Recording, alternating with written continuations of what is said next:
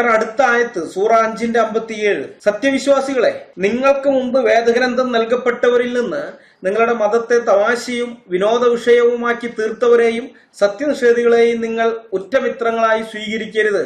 നിങ്ങൾ സത്യവിശ്വാസികളാണെങ്കിൽ അല്ലാഹുവെ സൂക്ഷിക്കുവിൻ. സൂറ 5:57.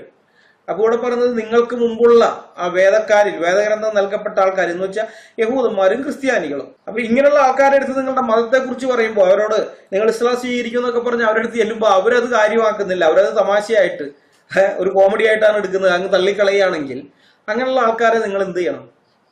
ഒരിക്കലും സുഹൃത്തുക്കളാക്കാൻ പാടില്ല.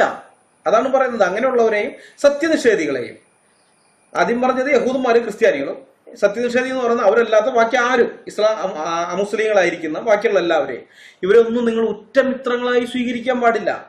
നിങ്ങൾ സത്യവിശ്വാസികളാണെങ്കിൽ നിങ്ങൾ അത് ചെയ്യരുത്, നിങ്ങൾ അല്ലാഹുവിനെ സൂക്ഷിക്കണമെന്നാണ് പറയുന്നത്. അടുത്തത് സൂറ